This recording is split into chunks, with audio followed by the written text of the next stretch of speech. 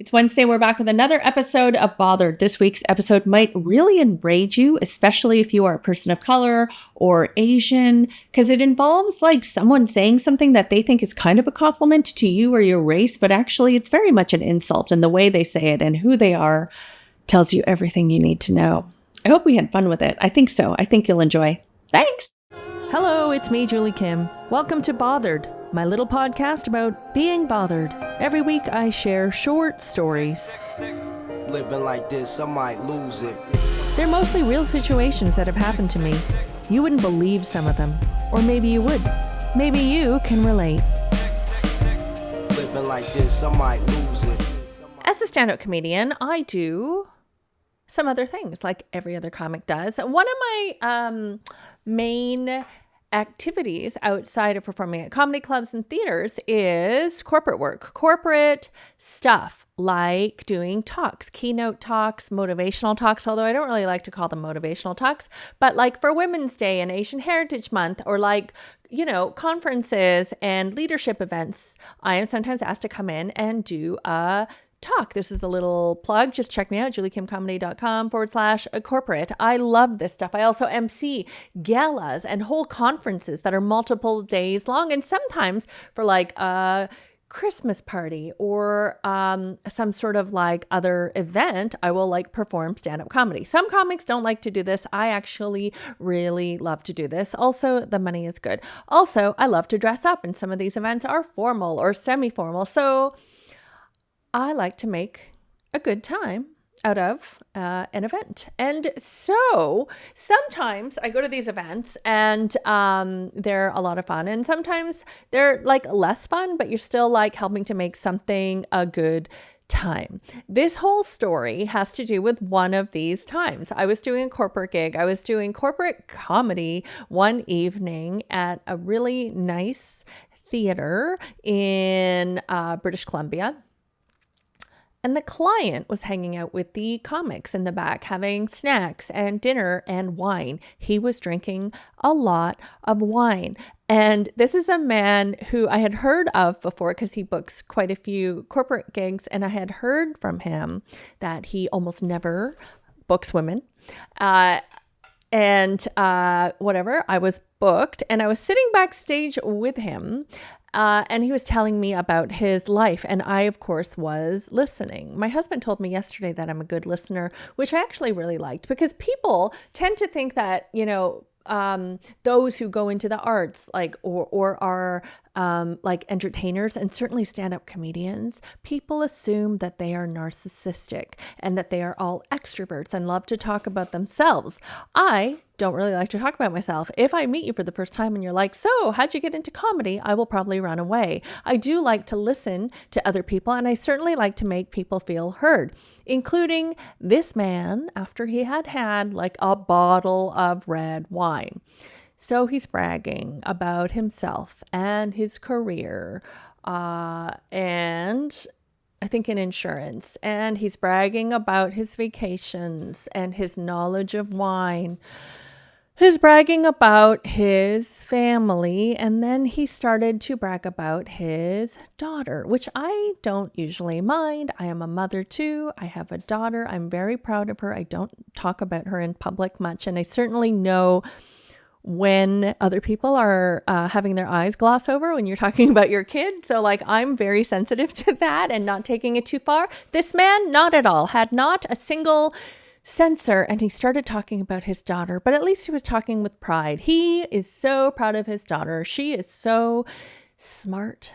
He went on to say, she's so studious. She's doing amazing in university. He said, she studies all the time. She's the one that's at the front of the class, like, oh, pick me, pick me. He actually did that reenactment of his daughter, which felt a little bit like mocking, but I know he was bragging about her. And then it happened. The moment he said it, he goes, she's always talking to the teachers too. She works so hard. She's so Asian. And then he laughed and he took another swig of wine. And I said nothing because I had not been paid yet. But wow, did that ever imprint on me? Was I surprised that he said something like this? No. And I don't think you are either, given everything that I've just told you about this man. But what the actual fuck? I would imagine he does not even remember this, because this is probably the type of shit that he says all the time. This is probably what he thinks. He probably thinks he was complimenting Asian people. I don't know. I don't think so. I think he's the kind of guy who, like, if I or anybody else around said, hey, whatever his name is, you shouldn't say that. That's extremely racist or stereotypical. He would have said, no, it's not. I love Asians. I eat Chinese food. Like, I don't fucking know. And I will tell you, sometimes when people say things like this, that it's kind of like a compliment, but you know it's not, because you know who it's coming from and you know how they're saying it. I've trouble grasping exactly what this is. I certainly don't want to go overboard and use the term racist too far, but definitely it is racial stereotyping. Is it a stereotype that a lot of us are familiar with? Yes. Is it true that a lot of Asian people do study and get good grades and are keen? Yes. I also know some fucking stupid ones. I'll tell you who to look out for. Here's the thing, and I'm totally digressing here. First generation children, or children born from immigrants or immigrated themselves, often, if they're Asian, especially East Asian and South Asian, a lot of my girlfriends who are Indian and Sri Lankan are fucking smart, and they're smarter than me, and they've gone to school and become very successful because, yeah, our parents valued working hard and studying, because at the time, it actually was a fairly surefire way to achieve some sort of success. I'm not even talking about the current world with AI and social media and all of that, but it fucking was, okay? But the children of those immigrant children are not studying nearly as hard as we did. They're not. I think a lot of it is because, like, oh, our parents were so strict to us. I got hit. So now I'm like, I don't want that. I want my daughter to feel loved and feel valued. And I want her to not feel pressure. So as a result, her grades are not that great. And I'm going to have to now correct the overcorrection. But I see it happening to a lot of people. A lot of my friends' kids don't work that hard. So that stereotype is kind of going away. Okay. But it is a stereotype. It is a kind of a harmful stereotype. It is leading with that model minority myth thing that underserves some Asians while other Asians get the credit for being so smart and successful. So you undermine the actual issues and troubles that they go through, including fucking racism, since we're on the fucking topic.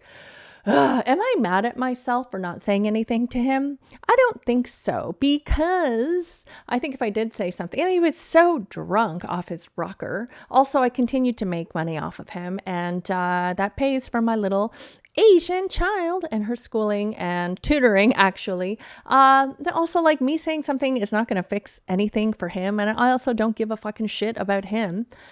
Nobody else heard. There were two other guys on the show, but I don't think they were there and heard. I've told other people about it, and they're like, what? And I was like, yes. I just don't think that was a fight that I needed to fight at that day, and I wanted the money. And it is not really just about principle. This fucking guy, actually, I don't think he works there anymore. I think he got fired. Maybe he touched somebody. He seems to be the kind of guy that, like, would touch women inappropriately. He'd be the kind of guy that, like, you know, walks by women and has to touch the small of their back, even though there's like 5 feet fucking behind them. If this happened again, I don't know what I would do. I mean, I think if he said it again, if it was the same person said it again, I probably would be very angry and rude back. I think sometimes, you want to know something? I will admit, I do defer to AI. I go to ChatGPT and I say, what is a response for this kind of thing, just for my own amusement? So I'll tell you what ChatGPT says. By the way, ChatGPT validated that, yes, this is a very harmful stereotype, and it is rooted in racism, and it reduces people to stereotypes and can alienate or minimize. I didn't feel alienated or minimized, but you know what? This kind of comment would make other people feel badly. I have thicker skin, maybe, than some people, and I am not afraid to fight back, and I'm not afraid of conflict. But you know what? We do have to stop people like this from saying things like that so they don't go and do it to other people. So I think I've decided that next time it happens, no matter who says it, I am going to say something.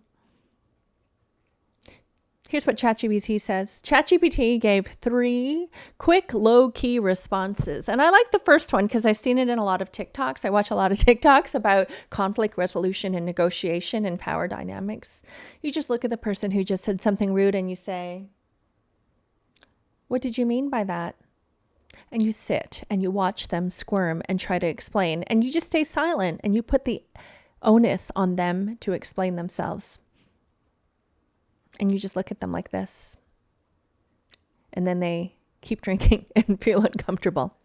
The second thing ChatGPT says that you could say is, that sounds like a stereotype. And it's a statement, but they're also supposed to respond to it. And they could be like, yeah, it is, but blah, blah, blah. And nothing they say is going to make sense or justify what they said. And the third thing that ChatGPT says to say is, being studious isn't about race. It's about the person. And he'd be like, "You're right. I'm sorry, Julie Kim. Let me give you this bonus." Wouldn't that be the fucking best? Anyways, these are lame things. ChatGPT is also having trouble with this man. I mean, it knows. So you're dealing with someone ignorant who said something racist.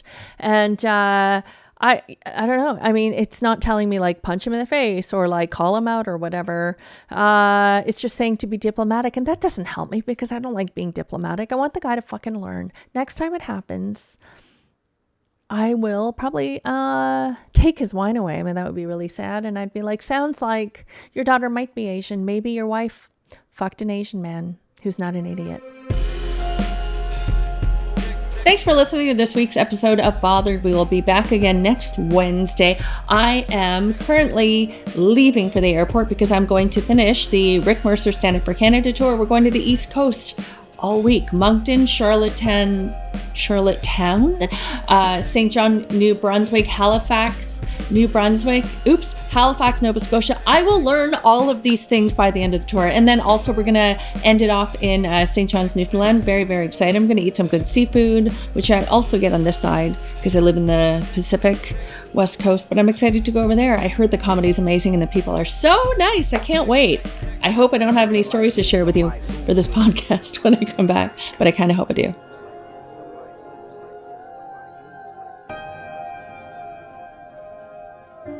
Living like this, I might lose it.